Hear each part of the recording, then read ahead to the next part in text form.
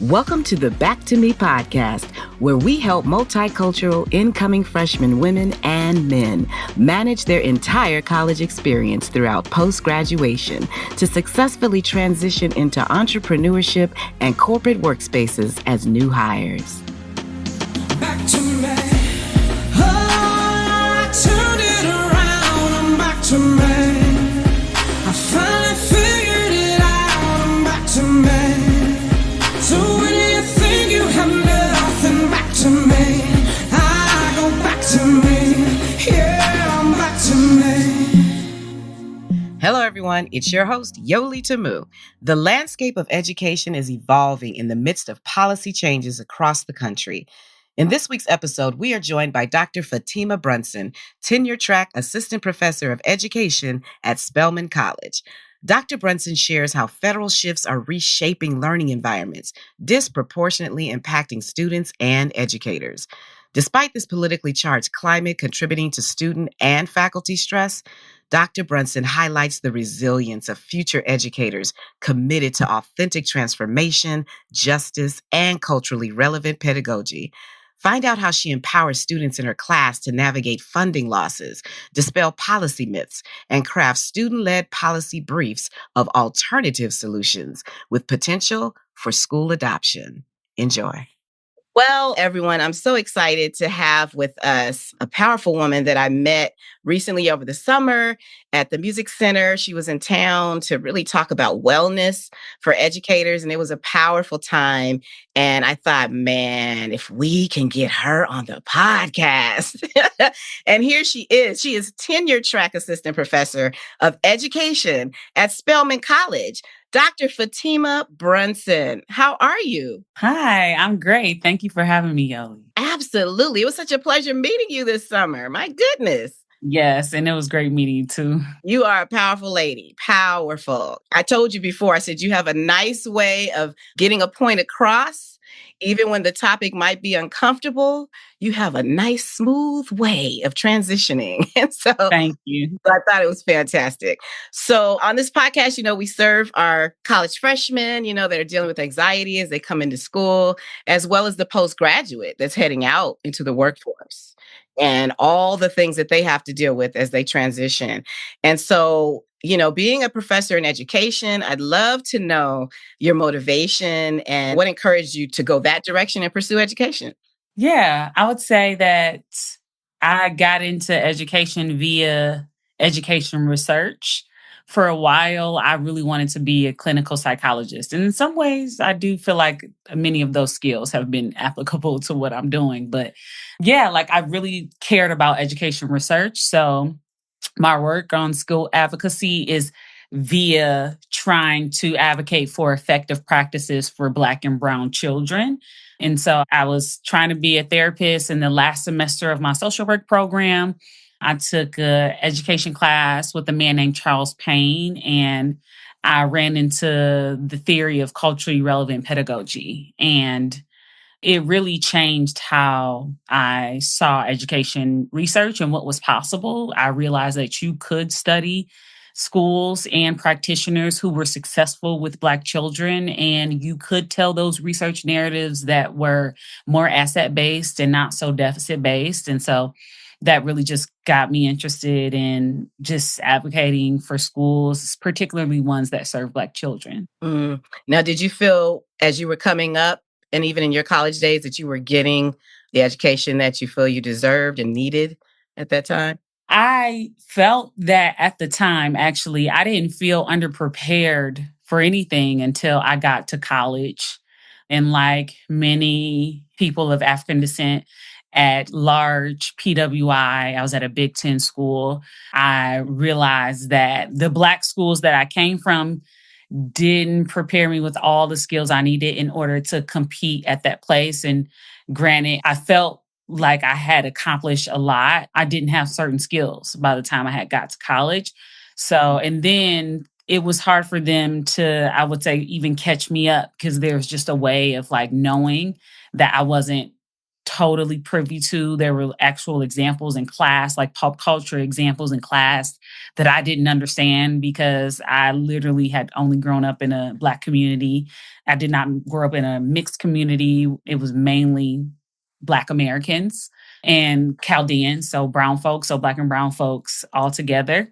So yeah, I don't know if I'm answering your question, but You said you kind of knew the difference when you got to college. And that's usually the turning point for all of us. Self-discovery starts happening, yeah. to college. So you and I talked about, what's happening in education, and so many things are changing. Departments of education are closing, a lot is happening. And we talked about, our concerns as educators and even your colleagues. What concerns are coming up with them in some of your conversations about federal leadership at this point versus our current educational system? Do they have valid points, or is there a conversation that needs to be had? Absolutely. I mean, there are conversations that need to be had about how to support our students at this time and how to support faculty who are supporting those students and how to support the staff who are supporting the faculty who are supporting those students. I think one thing that we're thinking about, because I am in a Department of Education, so I am in teacher education, so I am teaching potential teachers, many of them future teachers. So some of the things we think about is the loss of funding for programs that support hiring a diverse workforce. We have students who have received HBCU fellowships, like for pipeline programs coming from Spelman to get their master's in whatever program. And students at some point had called some of the offices in New York in particular, and the HBCU office just didn't answer the phone anymore. So just being saddened by that, but then just trying to support students as they figure that out, because not all programs have disappeared, only some have, but that was the response. So just being concerned about how to help students navigate that. The loss of funding for research initiatives that center the lives and needs of racially minoritized learners in their communities. So even in folks who are connected to fields of education, I know one colleague in particular, she's working on suicide prevention for Black LGBTQ youth, and their entire funding was pulled. And they were assumed to be like a category 1 pulling of the funding. So that means there's no negotiation, there's no room to edit your work. You just automatically lose your funding. And then I would lastly just say, like, students' mental health, like experiencing a global pandemic during your critical years of your academic journey, coupled with the politically violent administration, has caused a great deal of stress to the students, to the faculty, and to higher education leadership. So just recognizing that we need to continue to create environments that support our wellness overall is definitely top of mind, especially given the fact that we're in it. It's not going anywhere. We're in it. So Whoa, that's powerful when you said the funding was cut and there was no time to tweak, critique, adjust, revise. There was no time for that. My goodness. yeah. Because I was going to say, I've heard of certain colleges and universities that have retitled, so if it was a diversity title of some sort, it's no longer that, it may not even read multicultural. There's just some other title listed, but there was no opportunity for them. Yeah, no, there was none. And I mean, there are a lot of folks who were able to just tweak their work before it was due. And so like maybe making some language changes versus making any substantive changes. However, this one, it was already submitted and they were waiting to hear back, and it was a tier 1, it's cut. So Wow. So because they didn't have the funding to pivot, so to speak, where are these people now? Where are these colleagues? Are they out of work? Are they defining what they want to teach moving forward?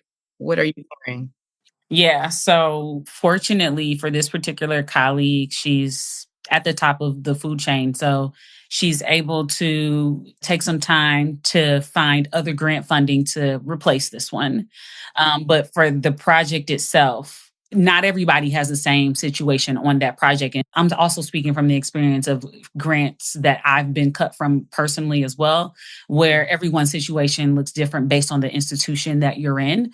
So based on that institution, some institutions were able to find other forms of funding for graduate students, undergraduate workers as well. I know at Spelman College, they did such a good job of letting us know when we'd have to stop paying students. They did a good job of like telling us when to pivot for travel funds and things so we could pay students, or just finding other avenues to pay students. So it really does depend on the institution and the role that you had. And you're teaching future educators. So I'm sure this is a big topic for you all.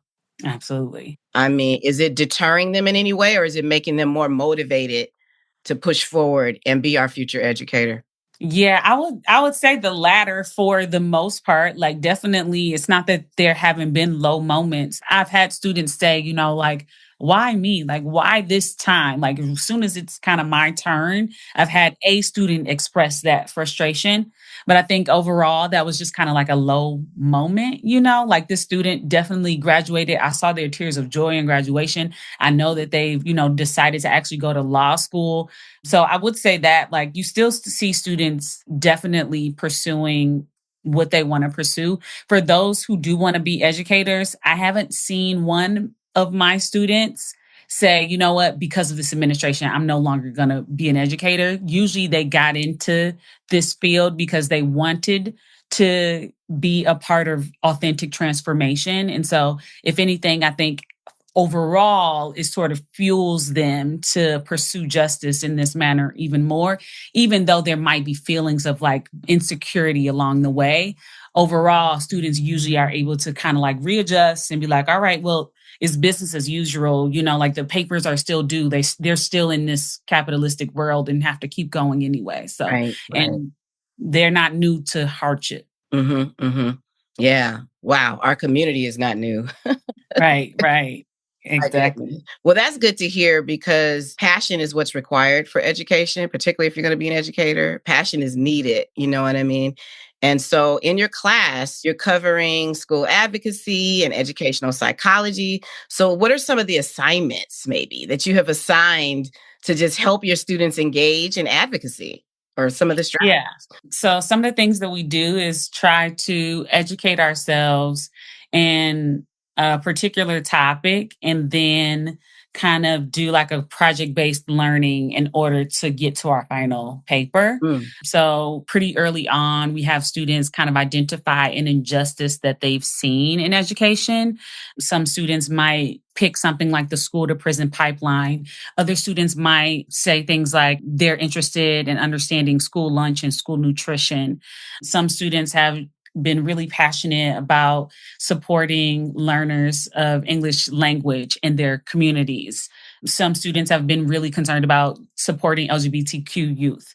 So what we'll do is usually students kind of fall in these kind of like main buckets. So I'll have them identify which topic they want, and then they'll just kind of collaborate and have a little working group throughout the semester with the people who are interested in similar topics. And then from there, we will engage in classroom activities that involve these groups, and then other assignments that they can do collectively or apart. So one of them includes creating an infographic for that particular topic, and or a small video that is for the purposes of advocacy. That could be encouraging folks to donate to a particular organization, or dispelling policy myths is a really big one. Things that we have formerly thought were true, but now we know aren't true, things like that. And then once they've turned that assignment in, just kind of like showing more content and having them present to their classmates some of the injustices that they've researched. And then from there, they each individual write an advocacy plan to address the issue that they've been working on. So the advocacy plan, in short, I've kind of modeled it to look like a policy brief. So in your policy brief, you will name what the issue is, and then you will name different policy alternatives and all the reasons why those policy alternatives are the things that should be, or the things that will help come to a solution. And then based on the particular problem you named, they need to tie in why the one solution that they chose was the best one to address the problem that they came in with. And so all the students are required to do that in our certification program. Those students have to present that advocacy plan as a part of their final. in order to graduate. So we make sure that they've thought deeply about these topics over time. And that's something that seems to hold their interest and just kind of make a meaningful impact in the class. That's fantastic. So as they move on and get into their careers in education, they'll be able to show up with a policy that's been complete that they can possibly include in the school's atmosphere. That would be, wow, that's kind of bananas to show up with a policy in your interview, you know? If it works, yeah, that would be very serendipitous. But if it works, there sometimes they do pick school level policies and not necessarily like big P federal policies to address. And when they do that, they end up being tangible things that if schools choose, they could adopt. Yeah, they're one step ahead of their competition for sure. That's fantastic. Yeah, amazing. Well, you're doing great work. And like I said, they have a fantastic professor because you got our attention in the classroom. We were focused. Good. I'm glad to know it. Absolutely. So now as we head out, our final words of encouragement, I'm always thinking about our listeners and that young person, as we start the new year, that just might be concerned about their educational future in these challenging times. You've already said that your students have passion, but for that listener that's just uncertain, do you have some advice? So I would say that there are funding streams that are being rerouted in order to sustain programs for racially minoritized students and students from low-income backgrounds. Don't be too discouraged from the news and media outlets about all the cuts to funding and everything that's being redistributed. There are advocates on the ground who are thinking about ways to sustain support, even if that means changing the name of a program or changing an office who delivers the money. Just make sure you're staying connected to your teachers and your advisors and that you are top of mind when things come across their desk, because the more and more things change, you might go to a website and it's no longer available, but your advisors might be privy to an opportunity that isn't up yet. So you want to make sure you're staying connected to them. And also just sitting with the actual data that there is still some value in having a college degree. Even while job markets open up through social media platforms, it is still the case that having a degree is correlated with higher economic stability. So just know that if you are interested in pursuing higher education, there are programs that are designed for you, people who are thinking strategically about how to make your educational experiences worthwhile. That's good to know. All right. There's some hope there. There is some hope. Well, thank you so much. Now, if they wanted to learn more about you and, maybe we have some listeners that are considering Spelman College, where should they go to learn more about you? IG, LinkedIn, where do you want to send them? Yes. So I would say if you go to my LinkedIn.com, that's LinkedIn.com, and I am Fatima Brunson, Fatima Brunson, Brunson. And there you can find what some of the projects I'm working on, but there's a link to my Spelman faculty page where you can get more details about my research and teaching agenda. Fantastic. Well, thank you so much. Thank you. Wow. We made this happen. Absolutely. Thank you so much. I appreciate you. Yes, I'm looking forward to talking to you more. So thank you for your time, and we'll talk to you really soon. Thank you. Sounds good. Talk to you soon. Take care. Thank you for joining us. So be sure to stay in touch with your college advisors so you don't miss out on any upcoming funding opportunities to help support your education. For more information about other episodes, remember to subscribe to the Back to Me podcast, College and Beyond. I'm your host, Yoli Tamu. Leave a review at the end of this podcast, and if you would like to learn more about other special events, join our community on our YouTube channel at the Back to Me podcast, or simply text Back to Me to 833-206-4565. Until next time, be well. Back to me. Oh, I turned it around. I'm back to me.